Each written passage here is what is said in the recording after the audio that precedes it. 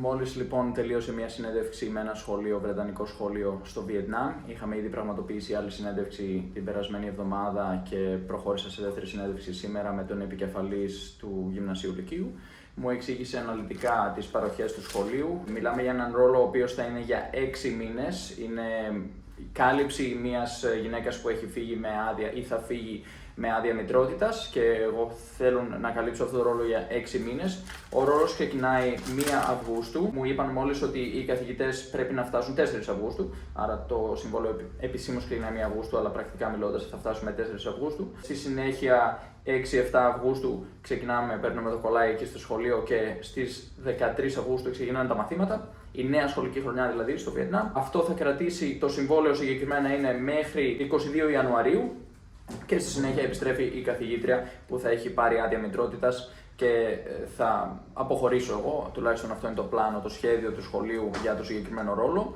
Όσον αφορά τους μισθούς, μου είπαν ότι δεν μπορούν να λάβουν υπόψη τους την προϋπηρεσία που έχω διαδικτυακά, μπορούν να λάβουν υπόψη τους μόνο την προϋπηρεσία που έχω σε σχολεία, στην Αγγλία και στη Βραζιλία, γιατί ο ρόλος της διδασκαλίας μέσα στην τάξη, μέσα στην αίθουσα διδασκαλίας δεν θεωρείται 100% συμβατός, ίδιος με τη διδασκαλία διαδικτυακά ή τουλάχιστον τα σχολεία δεν λαμβάνουν υπόψη τους τη διαδικτυακή εργασία για να αυξήσουν το μισθό σου όσον αφορά την προϋπηρεσία που έχεις και έτσι λαμβάνεται υπόψη μόνο η προϋπηρεσία από τα σχολεία και ο μισθός μου είπαν ότι αντιστοιχεί σε περίπου, κάνω και τη γρήγορη μετατροπή, 2.300 ευρώ το μήνα. Παράλληλα, αυτό που παρέχεται είναι ένα διαμέρισμα με 2 δωμάτια. Αρκετά είναι το μου είπαν σε ένα κοντομίνιουμ με πισίνα, σχετικά κοντά στο σχολείο, για να μην έχεις πολύ μεγάλο ταξίδι για να πας στη δουλειά. Επίσης υπάρχει ένα λεωφοριάκι που σε πηγαίνει στο σχολείο καθημερινά και σε επιστρέφει στο κοντομίνιουμ. Υπάρχουν και άλλοι καθηγητές που κατοικούν στο ίδιο κοντομίνιουμ. Ιδιωτική ασφάλεια υγείας. Αεροπορικά εισιτήρια πάνε έλα στην αρχή και στο τέλος του συμβολέου. Συμφωνήσαμε ότι θα είναι από την Ελλάδα, καθώς θα βρίσκομαι στην Ελλάδα εκείνη τη στιγμή, εκείνη την εποχή, τον Αύγουστο. Στη συνέχεια να πούμε ότι δεν καλύπτεται ένα εξαρτώμενο μέλος γιατί είναι συμβόλαιο εξάμηνο και σε αυτή την περίπτωση δεν παρέχεται κάλυψη για ένα εξαρτώμενο μέλος, δηλαδή για σύζυγο ή παιδιά, οπότε όποιος ενδιαφέρεται να εργαστεί σε διεθνές σχολείο πραγματοποιώντας ένα τέτοιο ρόλο προσωρινό, να το έχει αυτό υπόψη του, συχνά τα σχολεία δεν είναι διατεθειμένα να καλύψουν τα έξοδα ενός εξαρτώμενου μέλους, ενώ αν μιλάμε για ένα συμβόλαιο μόνο ετήσιο ή διετές θα έλεγα είναι πιο κλασικό από το ετήσιο. Σε αυτή την περίπτωση καλύπτουν αυτά τα έξοδα, τα αεροπορικά, τα έξοδα βίζα κλπ. Αν δεν κάνω λάθος θα υπάρξουν κάποια έξοδα μηνιαίως πολύ μικρά. Όχι, συγγνώμη, δεν ήταν μηνιαία έξοδα. Ναι, μόλις το θυμήθηκα εδώ πέρα. Μου είπαν ότι έχω ιδιωτική ασφάλεια υγείας. Μπορώ να πάω δηλαδή σε νοσοκομεία, σε κλινικές και να καλυφθώ ιδιωτικά εφόσον αντιμετωπίσω κάποιο πρόβλημα υγείας, που συνήθως δεν αντιμετωπίζω. Αλλά σε αυτή την περίπτωση μου είπαν ότι εγώ θα πληρώσω περίπου $20 στο γιατρό. Δηλαδή η επίσκεψη θα κοστίσει $20, αλλά κατά τα άλλα όλα καλύπτονται. Θα υπάρχει τραπεζικός λογαριασμός σε τράπεζα της HSBC. Μου είπαν ότι η σύζυγος στην περίπτωση αυτή, εφόσον δεν καλύπτεται μέσω της επίσημης διαδικασίας, θα είναι με τουριστική βίζα στο Βιετνάμ, δηλαδή η Νίκη θα είναι με τουριστική βίζα στο Βιετνάμ και θα πρέπει στο τρίμηνο που λύγει αυτή η τουριστική βίζα να φύγει έστω για 1 μέρα και να επιστρέψει μετά για να μπορέσει να ανανεωθεί αυτή η βίζα. Μπορεί δηλαδή πρακτικά μιλώντας να πάει στα σύνορα, σφραγίζουν το διαβατήριο, βγαίνει, ξαναμπαίνει στη συνέχεια στη χώρα, σφραγίζουν το διαβατήριο και παίρνει πάλι 3 μήνες για να μπορέσει να μείνει για συνολικά 6 μήνες εκεί. Φυσικά τι σημαίνει αυτό? Σημαίνει ότι τα εισιτήρια της Νίκης θα πρέπει να τα πληρώσουμε εμείς για να μπορέσει να έρθει στο Βιετνάμ και για την έξοδο επίσης. Και για αυτό το ταξιδάκι στην Καμπότζη που λέμε έτσι στα ελληνικά, για να μπορέσει να ανανεώσει αυτή τη βίζα, κάτι που σίγουρα δεν είναι ιδανικό. Επίσης, ξεκινώντας το συμβόλαιο τον Αύγουστο, με ενημέρωσε εδώ ο διευθυντής, ο Τόμπι, ότι φτάνουμε στο Βιετνάμ και θα είναι 100% υγρασία περίπου, βροχή όλη μέρα, εντάξει όλη μέρα υπερβάλλω λίγο, βροχή κάθε μέρα όμως, thunderstorms, δηλαδή βροχές με κεραυνούς και χαμός, οπότε αυτό σίγουρα δεν είναι ιδανικό.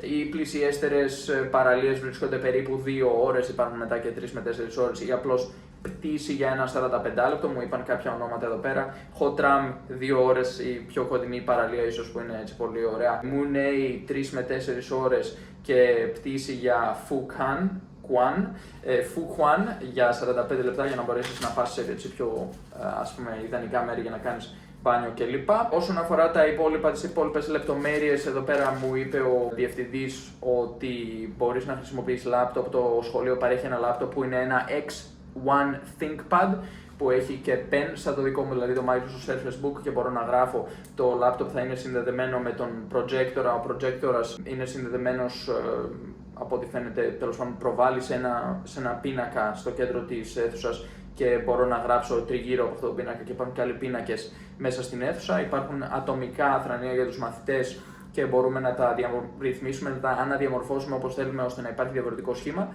γιατί στο βρετανικό σύστημα συχνά οι μαθητές δουλεύουν ομαδικά. Μπορούμε να μεταφέρουμε τα θρανία ώστε να δημιουργήσουμε γκρουπάκια, μπορούμε να φτιάξουμε το λεγόμενο πέταλο σε σχήμα ώστε να είναι κάπως κυκλικά και να κοιτάνε το ένα θρανίο το άλλο. Φυσικά γίνεται και το κυκλικό εφόσον το επιθυμούμε. Και οι μαθητές είναι 95% Βιετναμέζοι. Κατά μία έννοια είναι η πρώτη γενιά, λέει, ως επιτοπλίστων από μαθητές που φοιτούν σε διεθνές σχολείο. Οι γονείς τους δηλαδή κατά μία έννοια δεν είχαν αυτή τη δυνατότητα και κάπως φτάσανε σε μια κατάσταση και μπορέσαν να στείλουν τα παιδιά τους σε ένα διεθνές σχολείο για να έχουν καλύτερες ευκαιρίες. Ένα 5% θα είναι ξένοι, παιδιά ξένων, παιδιά expats όπως λέγονται. Επίσης να πούμε ότι οι περισσότεροι μαθητές στη συνέχεια φοιτούν σε πανεπιστήμια της Αμερικής, Αυστραλίας και του Ηνωμένου Βασιλείου. Το σύστημα είναι αμιγώς βρετανικό, το εκπαιδευτικό σύστημα, δηλαδή έχουν το λεγόμενο IGCSE, EdXL IGCSE και EdXL International A-Levels. Είναι τα συστήματα δηλαδή που χρησιμοποιούν και στην Αγγλία. Οι εξετάσεις που δίνουν οι μαθητές στην ηλικία των 16 ετών ονομάζονται GCSE, ενώ στη συνέχεια στην ηλικία των 18 ετών δίνουν μια εξέταση που ονομάζεται A-Levels. Υπάρχει ακριβώς το ίδιο, αν θέλετε, σύστημα, αλλά προσθέτουμε μπροστά τη λέξη International και είναι ένα πρόγραμμα που παρέχουν τα βρετανικά σχολεία εκτός Ηνωμένου Βασιλείου, που είναι πάρα πολύ παραπλήσιο με το σύστημα που παρέχουν τα σχολεία, τα δημόσια σχολεία, ας πούμε, της Αγγλίας. Απλώς υπάρχουν και κάποια ιδιωτικά σχολεία στην Αγγλία που έχουν υιοθετήσει το International GCSE. Για παράδειγμα, εγώ που δούλευα σε ένα σχολείο στο Rochester, ονομάζεται Rochester Independent College, εκεί είχαμε International GCSE, δηλαδή πρακτικά μιλώντας, εφόσον αποφασίσω να παρευρεθώ, να ολοκληρώσω το συγκεκριμένο συμβόλαιο το εξάμηνο, θα διδάσκω ακριβώς τα ίδια πράγματα που δίδασκα και στην Αγγλία όταν εργαζόμουν εκεί στο Rochester Independent College. Πρακτικά μιλώντας, τα διδάσκω και τα τελευταία χρόνια διαδικτυακά, μεταξύ πολλών άλλων συστημάτων που διδάσκω σε μαθητές από όλο τον κόσμο, γιατί δεν υπάρχει μόνο GCSE, υπάρχει και MYP, υπάρχει και IB αντί για A-Levels, υπάρχουν πολλά συστήματα τέλος πάντων διαφορετικά, αλλά ως επιτοπλίστων αυτά είναι τα πιο κλασικά. Όσον αφορά την ημέρα τη σχολική, τα μαθήματα ξεκινάνε 8 παρατέταρτο το πρωί και τελειώνουν 3 και 4 το μεσημέρι. Μιλάμε για 6 διδακτικές ώρες 50 λεπτές, ένα 55 λεπτό διάλειμμα για μεσημεριανό και ένα 20 λεπτό το πρωί για να έρθουν οι μαθητές να πάρουμε παρουσίες κλπ. Κάτι που λέγεται registration, ενώ υπάρχει και ένα 20 λεπτό διάλειμμα μέσα στην ημέρα. Να πούμε ότι υπάρχει και η υποχρέωση μιας δραστηριότητας μετά το σχολείο, την αποκαλούσε ο Τόμπι εδώ ECA, δηλαδή Extracurricular Activity, εξωσχολική δραστηριότητα, μία μέρα την εβδομάδα. Σε αυτή την περίπτωση, εγώ ως καθηγητής που πηγαίνει με προσωρινό συμβόλαιο δεν θα είχα μία δική μου δραστηριότητα που θα αναλάβω εξ ολοκλήρου. Για παράδειγμα, στο παρελθόν ασχολούμαι με Boxercise Club, Chess Club, Maths Club, δηλαδή κάποιες δραστηριότητες που οργάνωνα εγώ, ερχόντουσαν οι μαθητές και ήμουν υπεύθυνος για αυτές τις δραστηριότητες. Πλέον δεν μπορώ να το κάνω αυτό γιατί το σχολείο θεωρεί ότι εφόσον φεύγω μετά από 6 μήνες δεν θα υπάρχει κάποιος να συνεχίσει τη δραστηριότητα, εφόσον είναι δική μου δραστηριότητα και ο επόμενος καθηγητής δεν θα τη γνωρίζει τόσο καλά όσο εγώ. Σε αυτή την περίπτωση λοιπόν, κατά πάσα πιθανότητα, μου εξήγησε ο Τόμπι ότι θα βρίσκομαι μαζί με έναν άλλο καθηγητή. Μπορεί να υπάρχει μια δραστηριότητα όπως βόλεϊ, μπάσκετ, ίσως ποδόσφαιρο, υποθέτω εγώ τώρα, στην οποία εγώ θα βοηθάω μαζί με τον άλλο καθηγητή και έτσι όταν φύγω με την ολοκλήρωση του συμβολαίου μου, ο συγκεκριμένος καθηγητής θα συνεχίσει να πραγματοποιεί αυτή τη δραστηριότητα, να την επιβλέπει και εγώ πλέον δεν θα βρίσκομαι εκεί. Όσον αφορά τις εξωσχολικές δραστηριότητες και τις διαδικασίες μετά το σχολείο, αυτό θα είναι μόνο μία φορά την εβδομάδα, αλλά υπάρχει μετά άλλη μία φορά την εβδομάδα όπου υπάρχει meeting το meeting του τμήματος μαθηματικών. Εκεί πέρα δηλαδή συζητάς με τους άλλους καθηγητές του τμήματος σχετικά με προβλήματα, εξετάσεις, μαθητές, διάφορες λεπτομέρειες που πρέπει να συζητηθούν με το τμήμα, που από ό,τι κατάλαβα αποτελείται από 9 καθηγητές συνολικά. Θα ήμουν ένας από αυτούς τους 9 καθηγητές. Η δομή των τμήματων αυτών συνήθως είναι: υπάρχει ο επικεφαλής του τμήματος, μετά υπάρχει ο δεύτερος του τμήματος, ο second in maths ή second in department, και στη συνέχεια είναι οι απλοί καθηγητές, οι οποίοι βέβαια μπορεί να έχουν και άλλους ρόλους διοικητικής φύσης, αν θέλετε, σαν head of year. Head of year είναι επικεφαλής μιας χρονιάς. Εκεί μιλάς με μαθητές για τα προβλήματα που μπορεί να έχουν, μαθησιακές δυσκολίες, διάφορα προβλήματα που έχουν. Δηλαδή, πρακτικά μιλώντας, υπάρχουν ρόλοι ακαδημαϊκοί και ρόλοι που ονομάζονται pastoral, δηλαδή καθοδηγητική, ας πούμε, υποστηρικτική, κάπως έτσι. Αλλά πρακτικά μιλώντας, υπάρχουν στην ιεραρχία του τμήματος, υπάρχουν 2 άνθρωποι πάνω-πάνω. Εγώ στο παρελθόν ήμουν επικεφαλής τμήματος μαθηματικών. Στην προκειμένη περίπτωση, βέβαια, ο ρόλος δεν είναι για επικεφαλής τμήματος μαθηματικών, είναι για απλό καθηγητή. Και προφανώς δεν είναι κάτι που θα μπορούσε να γίνει για έναν επικεφαλής τμήματος μαθηματικών, εφόσον αποτελεί πρόγραμμα εξάμηνο, συμβόλαιο εξάμηνο. Νομίζω αυτές ήταν οι πληροφορίες. Τις άλλες μέρες, ουσιαστικά, τις άλλες 3 μέρες τις έχεις ελεύθερες τις ώρες αυτές μετά το σχολείο, δηλαδή 3 και 4 με 4,5, 3 και 4 με 4 και 4 είναι μια ελεύθερη ώρα που κάθεσαι και ετοιμάζεις μαθήματα και κάνεις άλλες διαδικασίες, αλλά αυτές τις ελεύθερες ώρες τις έχεις μόνο 3 φορές την εβδομάδα. Τις άλλες 2 έχεις αυτές τις δραστηριότητες, τις εξωσχολικές και το τμήμα που ανέφερα, το meeting. Βέβαια, να πούμε ότι την Παρασκευή, από ό,τι φαίνεται, φεύγουν σχετικά νωρίς οι καθηγητές, φεύγουν στις 3:30 το μεσημέρι. Οπότε φεύγεις λίγο πιο χαλαρά την Παρασκευή. Όταν έκανα μια ερώτηση σχετικά με το marking, τις διορθώσεις γραπτών και τις δραστηριότητες που θα πρέπει να ολοκληρώνω για το σχολείο, για τη δουλειά μου ουσιαστικά μετά το σχολείο, η απάντηση του Τόμπι μου έδωσε να καταλάβω αν μπορώ να διαβάσω μεταξύ των λέξεων που χρησιμοποίησε, θα υπάρχει κάποια δουλειά η οποία θα πρέπει να πραγματοποιείται στο σπίτι. Φυσικά όλοι οι καθηγητές έχουν να πραγματοποιήσουν δουλειά στο σπίτι. Αλλά πρακτικά μιλώντας, αυτό που κατάλαβα είναι ότι δεν θα είναι υπέρογκη το ποσό, αυτές οι ώρες εργασίας που θα πρέπει να πραγματοποιήσω, αλλά σίγουρα δεν θα είναι ανύπαρκτο. Εμένα πάντα η πρακτική μου ήταν να δουλεύω όσο πιο σκληρά γίνεται μέσα στην εβδομάδα, ώστε να μπορώ να έχω το Σαββατοκύριακο λίγο πιο ελεύθερο και να μπορώ να ταξιδεύω παραπάνω και να αφιερώνω παραπάνω χρόνο στα ιδιαίτερά μου. Το σχολείο δεν φαίνεται να είπε τίποτα σχετικά με αυτό το κομμάτι, δεν τους ενδιαφέρει ιδιαιτέρως αν θα κάνω ιδιαίτερα ή όχι, καθώς αποτελεί ένα συμβόλαιο εξάμηνο και σε κάθε περίπτωση τι θα περίμεναν ένας καθηγητής να κάνει? Να αφιερώσει όλη τη ζωή στο σχολείο και στη συνέχεια να φύγει χωρίς να έχει κάποια άλλη άκρη και τα ιδιαίτερά του και τη δουλειά του διαδικτυακά? Προφανώς θα ήταν και μια παράλογη απέτηση και κανένας δεν θα πήγαινε εκεί για 6 μήνες.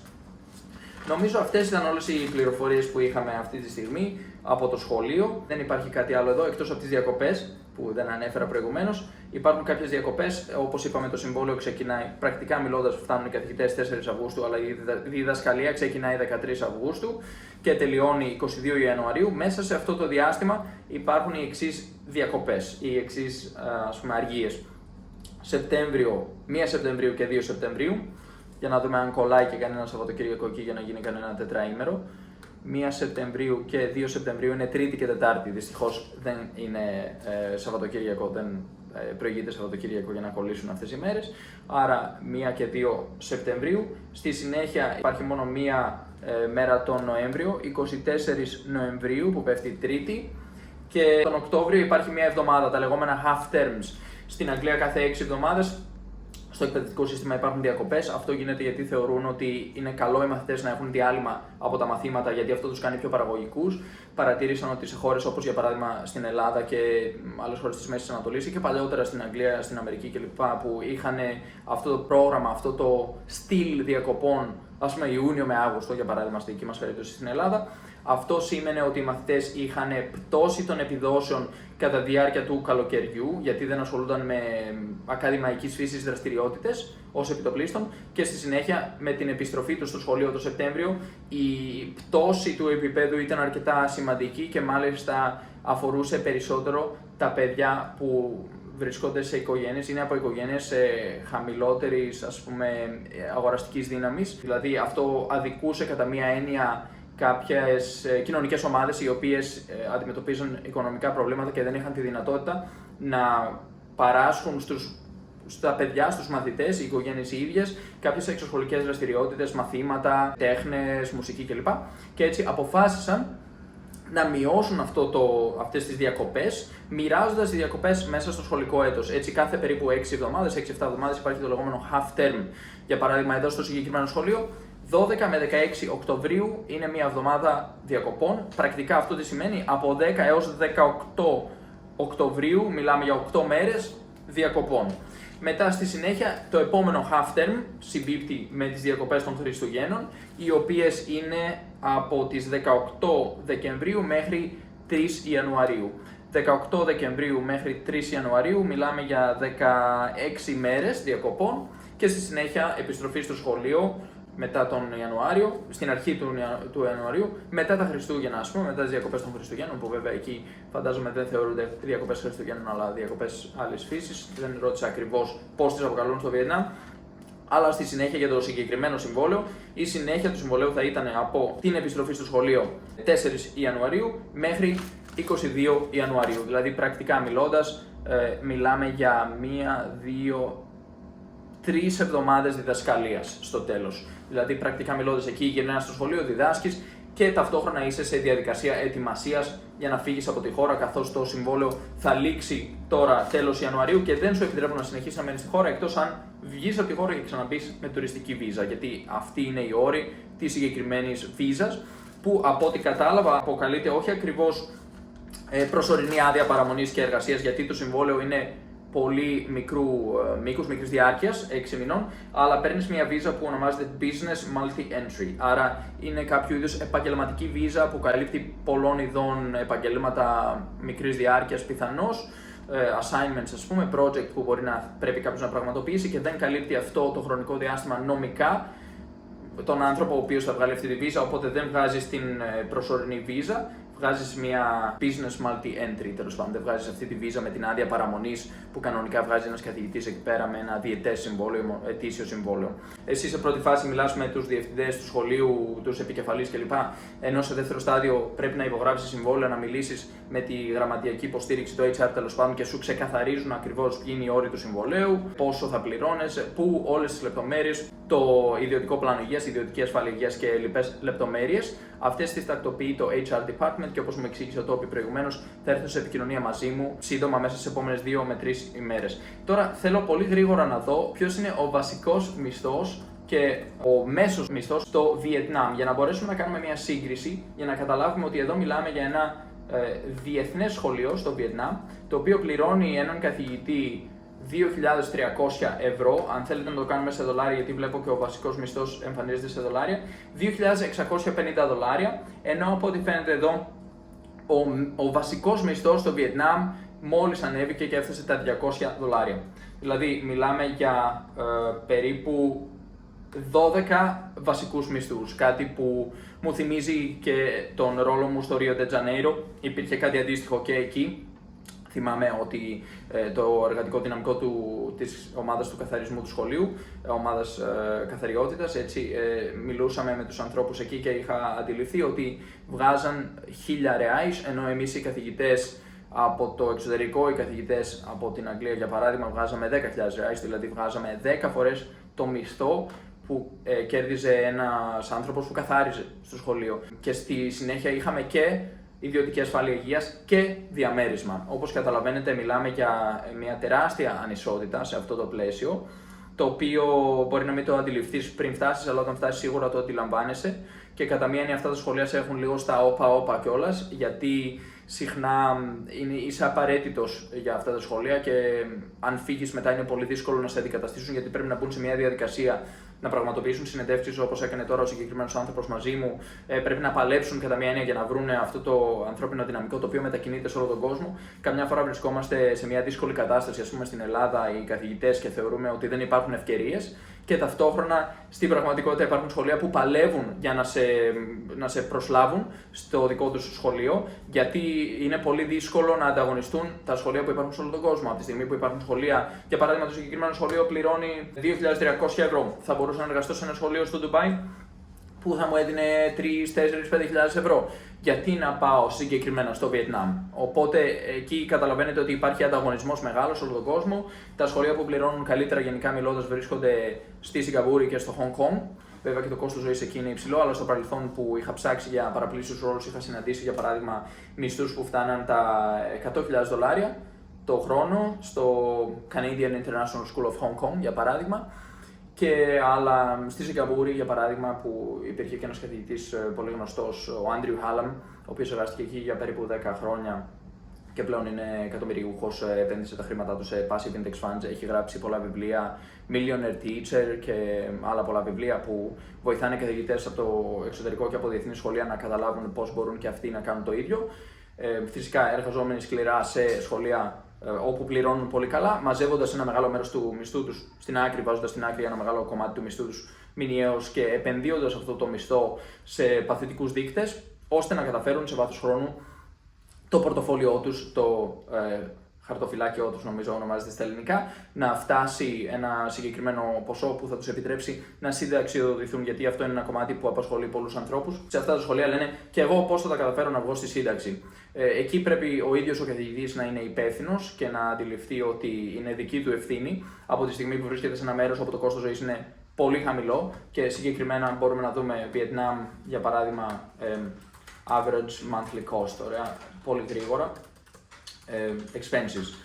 Θα μας πει εδώ πέρα ότι από ό,τι φαίνεται κατά μέσο όρο μας ενημερώνει εδώ το Google ότι σε μεγάλες πόλεις όπως Ho Chi Minh, Hanoi κλπ.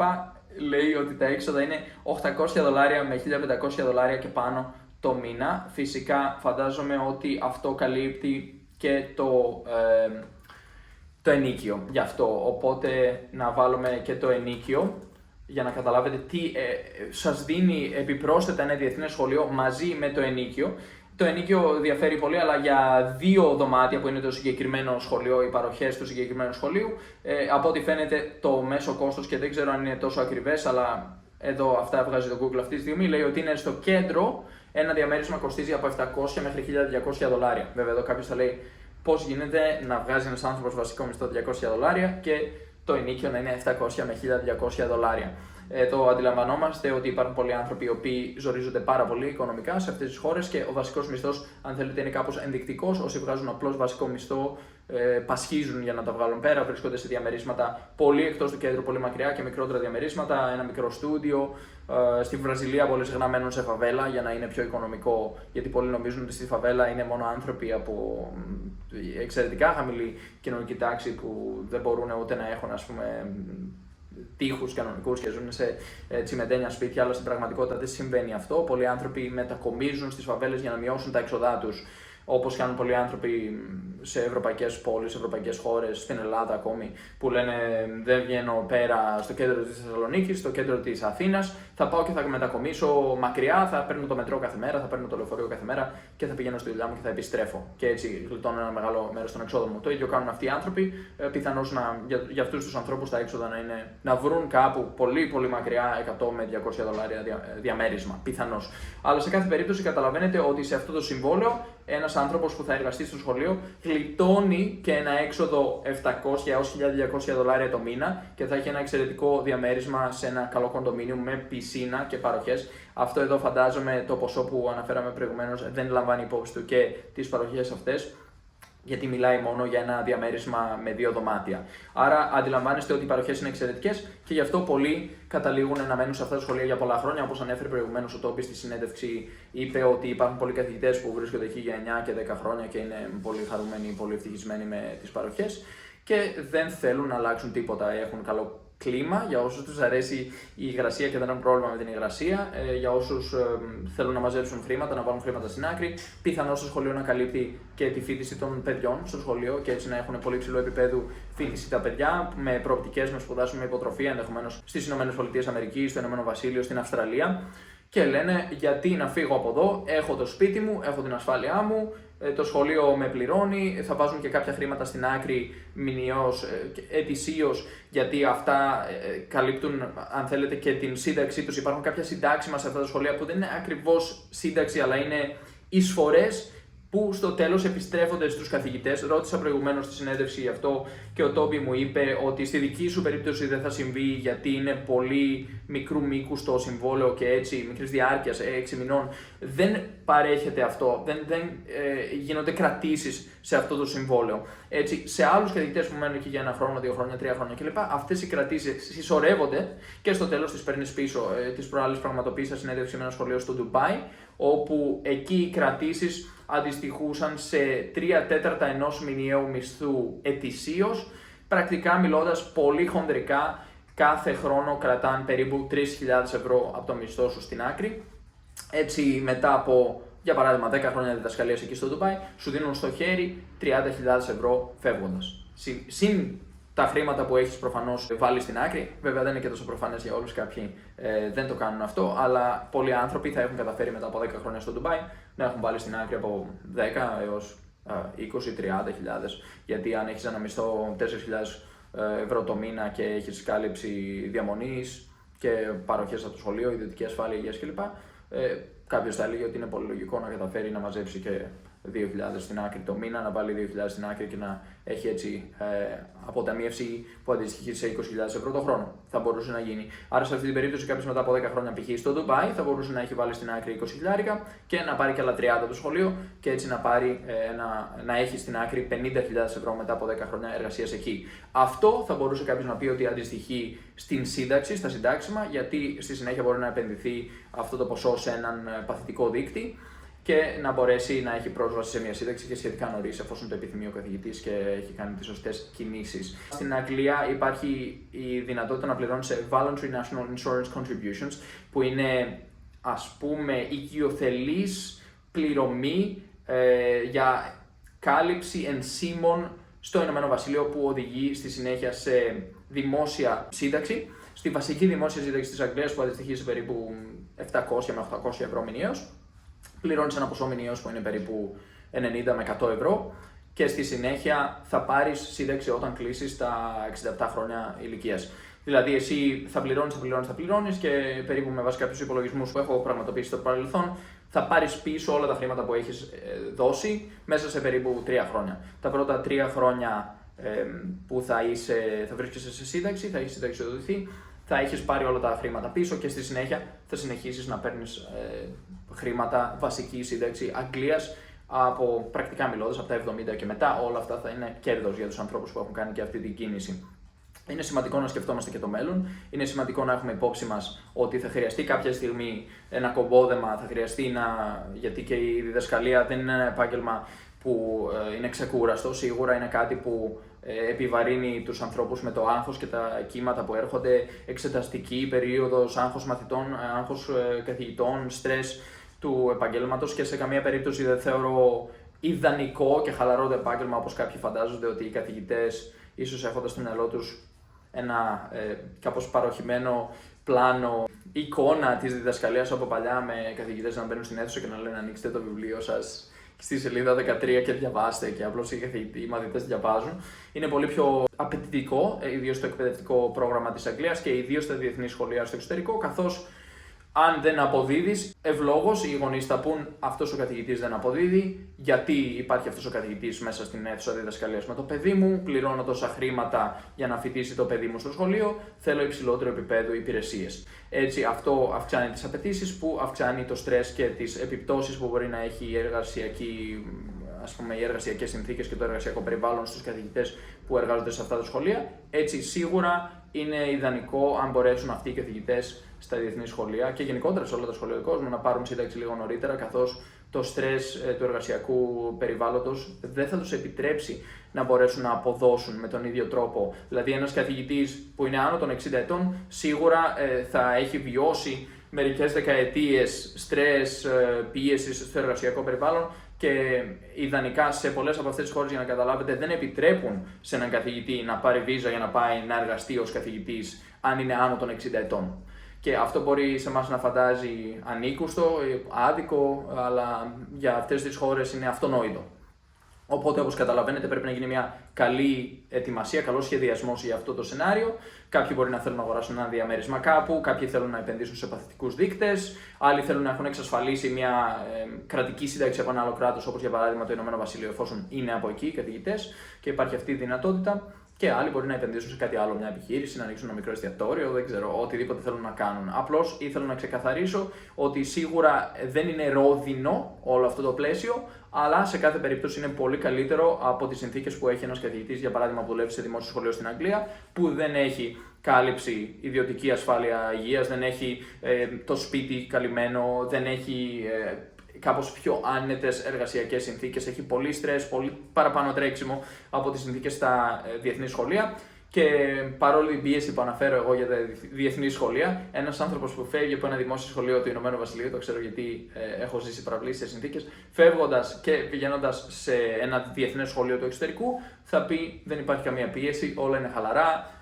Είναι αστείο αυτό που μου ζητάτε να κάνω, είναι πάρα πολύ απλό. Θυμάμαι εγώ όταν πήγα από δημόσια σχολεία της Αγγλίας σε ένα διεθνές ιδιωτικό σχολείο στο Ηνωμένο Βασίλειο, στο Ρότσεστερ. Εκεί με ρώτησε μία μέρα ο υποδιευθυντής πώς σου φαίνονται τα προβλήματα συμπεριφοράς των μαθητών. Και γύρισα και του λέω: ποια προβλήματα συμπεριφοράς? Δεν υπάρχουν προβλήματα συμπεριφοράς. Κανένα πρόβλημα συμπεριφοράς δεν υπάρχει. Γιατί είχα συνηθίσει σε άλλο επίπεδο δυσκολιών. Και μετά από λίγους μήνες, φυσικά προσαρμόστηκα στο νέο επίπεδο δυσκολιών και πλέον ήμουν και εγώ στη θέση να λέω: ναι, έχουμε προβλήματα συμπεριφοράς, γίνεται αυτό και εκείνο, οι μαθητές δεν κάνουν αρκετή δουλειά κλπ. Αλλά πρακτικά μιλώντας, είναι αστείο όταν το συγκρίνουμε με τις απαιτήσεις που έχει ένα άλλο πλαίσιο, που δυστυχώς έχουμε φτάσει να είναι ένα πλαίσιο που δεν σέβεται τους καθηγητές. Και από τη στιγμή που δεν σέβεσαι τους καθηγητές, δεν θα μπορέσουν να αποδώσουν με τον τρόπο που θέλεις. Στο τέλος θα καταλήξουν να μην σέβονται τους εαυτούς τους οι καθηγητές, γιατί θα είναι κουρασμένοι, πεινασμένοι, αγχωμένοι, στρεσαρισμένοι και θα σκέφτονται ότι κανείς δεν με σέβεται, κανείς δεν με εκτιμάει. Και μετά αυτό θα βγει στη δουλειά του, αυτό θα καταλήξει να βλάψει τους μαθητές και αυτό στη συνέχεια θα βλάψει ολόκληρο το εκπαιδευτικό σύστημα. Και θα βλέπουμε συστήματα όπως το εκπαιδευτικό σύστημα του Ηνωμένου Βασιλείου να πασχίζει να βρει καθηγητές αυτή τη στιγμή και να πληρώνει, να επιδοτεί, να επιχορηγεί καθηγητές για να πραγματοποιήσουν ένα εκπαιδευτικό πρόγραμμα όπως είναι το PGCE που πραγματοποίησα εγώ το 2016. Εκεί με πλήρωσαν 25.000 λίρες αφορολόγητα. Ας το κάνουμε αν θέλετε και σε ευρώ για να έχουμε μια εικόνα, αλλά θα είναι γύρω στα, ας πούμε, περίπου 30.000 ευρώ, 29.936 ευρώ, όχι, συγγνώμη, 28.936 ευρώ. Άρα 29.000 ευρώ στο χέρι αφορολόγητα για να πάω να γίνω καθηγητής μαθηματικών. Γιατί, πώς προέκυψε αυτό? Υπάρχουν αμέτρητες ευκαιρίες για τους καθηγητές μαθηματικών. Γιατί να πάω εγώ σε ένα περιβάλλον όπου μου μιλάνε άσχημα, μου συμπεριφέρονται άσχημα, οι απαιτήσεις είναι άπειρες, οι γονείς δεν σέβονται το πλαίσιο και λένε έβαλες το παιδί μου να κάνει τόση δουλειά, ντροπή σου, πώς του μιλάς έτσι. Και φτάνεις εν τέλει σε ένα σύστημα όπου πασχίζουν να βρουν καθηγητές. Οι καθηγητές που υπάρχουν θέλουν να φύγουν σε διεθνή σχολεία του εξωτερικού για πολύ καλύτερες συνθήκες και πολύ καλύτερες παροχές, ή πάνε σε κάποιους άλλους ρόλους, data scientist, data analyst, δουλεύουν σε τράπεζες κλπ. Και βγάζουν τριπλάσιους μισθούς αντί να έχουν αυτή τη διαδικασία της έλλειψης σεβασμού σε αυτό το πλαίσιο. Σε κάθε περίπτωση, ήθελα να σας δείξω 5 πράγματα σχετικά με τις προοπτικές που έχει ένας καθηγητής. Εγώ μπήκα σε αυτό το επάγγελμα όχι γιατί ήθελα να βγάλω πολλά χρήματα, δεν είχα στο μυαλό μου ότι ως καθηγητής μπορώ να έχω αυτές τις παροχές που έχουν οι καθηγητές σε διεθνή σχολεία. Το ανακάλυψα στην πορεία, ενώ μπήκα σε όλο αυτό και ήθελα καλύτερες εργασιακές συνθήκες, να σέβονται αυτό που κάνω, να υπάρχει σεβασμός για τις εξωσχολικές δραστηριότητες που είδα ότι στα δημόσια σχολεία της Αγγλίας δεν υπήρχε. Ήθελα να βοηθήσω τους μαθητές να μάθουν σκάκι, ήθελα να ασχοληθώ με μουσική, με τέχνες, με πολεμικές τέχνες. Και εκεί στα δημόσια σχολεία δεν υπήρχε σεβασμός και πλαίσιο να γίνει αυτό. Έτσι κατέληξα κάπως στα ιδιωτικά σχολεία που μου παρήχαν και σύντηση και στέγαση σε σχολείο με οικοτροφείο και σιγά σιγά ανακάλυψα όλες αυτές τις ευκαιρίες που υπήρχαν. Για όποιον θέλει να έχει πρόσβαση σε αυτές τις ευκαιρίες, μπορεί να ρίξει μια ματιά στην ιστοσελίδα tes.com και μέσα σε στην ιστοσελίδα μπορεί να ψάξει για international, δηλαδή αν θέλει κάποιος να μπει κατευθείαν σε αυτή την ιστοσελίδα, είναι test.com, /jobs, /browse, /international, αλλά αν μπει στο test.com και απλώς γράψει jobs και ψάξει για international θα το βρει. Διαρκώς αναρτούνται τέτοιες θέσεις εργασίας εκεί. Φυσικά ένας καθηγητής που δεν έχει προϋπηρεσία σε ιδιωτικό σχολείο, σε διεθνές σχολείο, σε σχολείο του Ηνωμένου Βασιλείου θα έχει μικρότερες πιθανότητες να τον καλέσουν σε συνέντευξη. Ωστόσο, αν κάνει πολύ καλή προετοιμασία, το CV του είναι πολύ καλά γραμμένο και μπορεί να μιλήσει άνετα με ευχέρεια σε μια συνέντευξη στα αγγλικά, τότε υπάρχουν καλές πιθανότητες σε κάποια σχολεία να τον εμπιστευτούν και να τον δεχτούν. Υπάρχουν άλλες ιστοσελίδες επίσης, όπως η searchassociates.com, που είναι για καθηγητές που έχουν περισσότερη εμπειρία και προϋπηρεσία. Για όσους βρίσκονται στο Ηνωμένο Βασίλειο είναι δωρεάν, ενώ για όσους βρίσκονται εκτός Ηνωμένου Βασιλείου έχει ένα κόστος που αντιστοιχεί περίπου σε 200 ευρώ για να ανοίξουν το λογαριασμό τους εκεί. Και εκεί έχουν πρόσβαση και σε μια μεγάλη γκάμα από σχολεία που πληρώνουν ενδεχομένως και καλύτερα και έχουν καλύτερες παροχές. Σύντομα θα μιλήσω γι' αυτό, γιατί έχω πρόσβαση στην ιστοσελίδα τους, έχω λογαριασμό εκεί και μπορώ να σας πω αναλυτικά παροχές σχολείων, μαθητές που υπάρχουν στο σχολείο, αριθμός μαθητών, ανατάξη, πόσο πληρώνουν, μισθούς κλπ. Και υπάρχουν σχολεία σε όλο τον κόσμο, είτε μέσω TES, είτε μέσω Search Associates, είτε μέσω άλλων ιστοσελίδων Scroll, Teacher Horizons, Teach Away. Υπάρχουν πολλές ιστοσελίδες, αλλά οι πιο γνωστές, θα έλεγα, η πιο γνωστή, η νούμερο 1 είναι η TES. Όποιος μπει εκεί θα έχει τις καλύτερες πιθανότητες, ιδίως ως καινούριος καθηγητής που τώρα μπαίνει στο πλαίσιο της διδασκαλίας σε διεθνή σχολεία. Εκεί θα βρει τις περισσότερες ευκαιρίες και τις περισσότερες δυνατότητες. Οπότε μην το βάζετε κάτω, μην σκέφτεστε ότι επειδή δεν έχω την προϋπηρεσία, επειδή βρίσκομαι στην Ελλάδα, επειδή δεν έχω εργαστεί προηγουμένως στο σχολείο, δεν θα με πάρει ποτέ κανείς. Το σημαντικό είναι να μην το βάζουμε κάτω και να βελτιωνόμαστε και να μαθαίνουμε από κάθε ευκαιρία που μας δίνεται. Μία αίτηση που πραγματοποιούμε, στην οποία δεν γίναμε δεκτοί, γίνεται ένα μάθημα. Κάτι υπήρξε σε αυτή την αίτηση που δεν ήταν ιδανικό. Μπορώ να το βελτιώσω.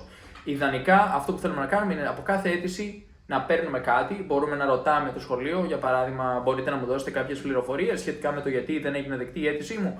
Κάποιες φορές θα σας απαντήσουν, κάποιες φορές θα σας πούνε δεν έχουμε χρόνο. Αλλά σε κάθε περίπτωση μπορείτε να ρωτάτε κάθε φορά τι έγινε, τι πήγε στραβά και να βελτιώνετε. Να βελτιώνετε το CV σας, να βελτιώνετε την αίτησή σας, να βελτιώνεστε εσείς προσωπικά στο πώς μιλάτε, αν φτάσετε σε επίπεδο συνέντευξης και στο τέλος θα περάσετε αυτό το φράγμα, αυτή τη δυσκολία και θα μπείτε στο πρώτο διεθνές σχολείο. Μπορεί να είναι κάπου που δεν θέλει πολλοί κόσμος να πάει, μπορεί να είναι κάπου στην Αφρική, σε ένα χωριό που δεν υπάρχει τεχνολογία μέσα στις τάξεις. Αλλά μετά το πρώτο συμβόλαιο, μετά τον πρώτο χρόνο, το δεύτερο χρόνο, σιγά σιγά έχετε μπει σε αυτόν τον κόσμο και μπορείτε να συνεχίσετε. Το σημαντικό είναι να μπείτε. Με το που περάσει σε αυτή την πόρτα, μετά όλα αλλάζουν. Δηλαδή, εγώ πλέον που έχω εργαστεί σε διεθνές σχολείο στο Ηνωμένο Βασίλειο και διεθνές σχολείο στην Λατινική Αμερική, στο Ρίο ντε Τζανέιρο, πλέον μπορώ να εργαστώ σε οποιοδήποτε σχολείο, σε οποιαδήποτε χώρα, αν θέλετε, να πραγματοποιήσω αίτηση με πολύ καλές πιθανότητες να με καλέσουν σε συνέντευξη και να με προσλάβουν. Στην προκειμένη περίπτωση δεν είμαι σίγουρος αν θα δεχτώ το συγκεκριμένο ρόλο, να πω την αλήθεια, γιατί αυτή τη στιγμή έχω περισσότερες δυνατότητες, καλύτερες ευκαιρίες, δεν απαιτείται με βάση τις τωρινές μου εργασιακές συνθήκες να βρίσκομαι κάθε μέρα σε ένα συγκεκριμένο εργασιακό χώρο από το πρωί μέχρι το μεσημέρι, να έχω όλη αυτή τη γραφειοκρατία από πάνω, να έχω έναν διευθυντή που μου λέει κάνε το έτσι, κάνε το αλλιώς, να υπάρχει όλο αυτό το πλαίσιο και ταυτόχρονα ο μισθός να είναι σε αυτό το ύψος που ειλικρινά σας το λέω δεν θεωρείται ένας εξαιρετικά υψηλός μισθός. Τώρα για κάποιον ο οποίος σκέφτεται είμαι Βιετνάμ, έχω πληρωμένο σπίτι, βγάζω 2.300 ευρώ, άρα είναι ιδανικό, είναι προφανώς πολύ καλή επιλογή για κάποιον ο οποίος δεν έχει συναντήσει καλύτερες ευκαιρίες. Κάθε φορά που έχουμε μια ευκαιρία, στη συνέχεια κοιτάμε πιο πάνω, βλέπουμε τι ευκαιρίες υπάρχουν και μπαίνουμε σε έναν κόσμο ο οποίος μπορεί να μας οδηγήσει προς τα πάνω εφόσον το θέλουμε και δεν θέλουμε να σταματήσουμε εκεί που έχουμε φτάσει. Δεν θέλουμε να βγούμε, αν θέλετε, εδώ πέρα σε αυτό το μαξιλαράκι που έχουμε βρεθεί και δεν θέλουμε να ρισκάρουμε να πάμε παραπάνω. Αλλά πρακτικά μιλώντας, από τη στιγμή που βρίσκεσαι εδώ, σε ένα σχολείο με 2.300 ευρώ το μήνα και πληρωμένο σπίτι στο Βιετνάμ, όπου τα έξοδά σου μπορεί να είναι πολύ λίγα, μπορεί πρακτικά το μεγαλύτερο μέρος του μισθού να το βάζεις στην άκρη, γιατί να μην σκεφτείς αν υπάρχει ένα πλαίσιο όπου μπορείς να κάνεις το ίδιο, π.χ. για διπλάσια. Για τα διπλάσια χρήματα και να βάζεις στην άκρη τα διπλάσια. Και να αλλάζεις και να αποκομίζεις εμπειρίες, αλλάζοντας χώρες κλπ. Αν θέλεις, μπορείς να βολευτείς. Αν θέλεις, μπορείς να ξεβολευτείς. Και μόλις ξεβολευτείς αρκετές φορές, θα έχεις φτάσει σε μια κατάσταση που πλέον μπορείς να γυρίσεις σε οποιαδήποτε από τις προηγούμενες, χωρίς πρόβλημα. Μειώνεται το άγχος και τις δυσκολίες που μπορεί να αντιμετωπίζεις για να βγάλεις το μήνα πλέον και πλέον σκέφτεσαι τι θα ήθελα να κάνω. Ας κάνω μια συνέντευξη για πλάκα με ένα σχολείο στο Βιετνάμ, να δω τι μου παρέχουν.